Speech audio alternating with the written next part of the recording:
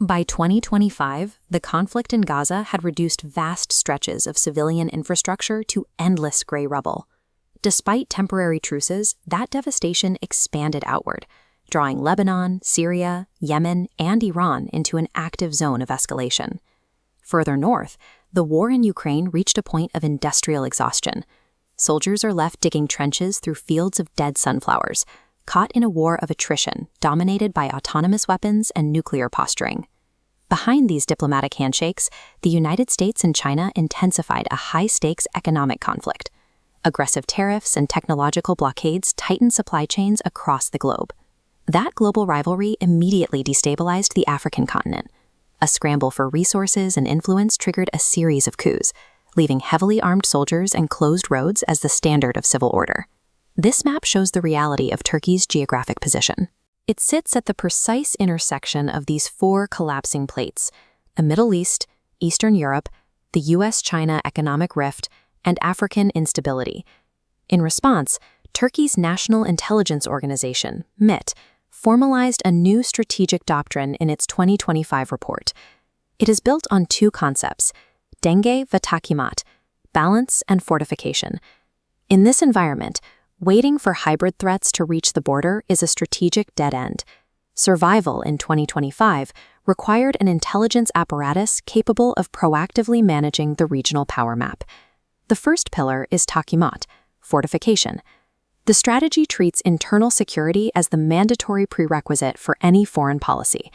The centerpiece of this effort was the Terror-Free Turkey initiative. In early 2025, MIT accelerated operations to neutralize internal armed elements while pushing for a broader societal consensus to move past domestic conflict. That fortification included dismantling the remnants of the FETÖ organization. Operations blocked the group's attempts to expand disinformation networks overseas, supported by a continued public rejection of their influence at home. Simultaneously, MIT tracked and dismantled Daesh cells and exposed foreign espionage rings attempting to map Turkish strategic infrastructure. Eliminating these domestic threats freed up massive state resources. Capital and intelligence bandwidth that were previously locked in a loop of internal security could now be redirected toward a larger role in global affairs. Securing the home front provided the operational baseline. By stopping the internal drain on resources, MIT could begin projecting its influence outward. The second pillar is denge, balance. This is the outward projection of influence through what MIT calls intelligence diplomacy. This diplomacy is powered by technological integration. MIT fused traditional human intelligence with big data analysis, AI, and advanced satellite imagery. We see this in post-revolution Syria. Rather than simply monitoring the fallout, MIT engaged in preemptive operations to secure the border region and prevent new threat groups from forming in the power vacuum. During the Gaza crisis, MIT stepped into a direct mediation role. Working across multiple factions, the agency provided the intelligence bridge needed to broker a 60-day truce. That same framework enabled complex hostage exchanges and provided a neutral channel for Palestinian groups to negotiate internal reconciliation.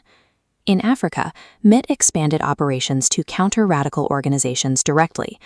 These actions protected local stability and secured global economic supply lines from disruption.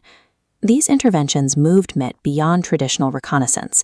The agency became a mechanism for regional mediation, using its on-the-ground assets to shape political realities before they reached a negotiating table. Returning to the global map, the four overlapping crisis zones are met by an expanding perimeter of stability centered in Ankara. This strategy transformed those borders into active trade and diplomatic corridors, linking Turkey to North Africa, the Middle East, and Eastern Europe. The old model of intelligence relied on gathering secrets and reacting to events. The 2025 strategy replaced it with a proactive stance. In an era where international law often fails to resolve conflict, a nation's intelligence services become a primary tool for securing its own strategic interests. MIT's 2025 performance suggests that a nation can move from reacting to external shocks to actively managing its own security environment.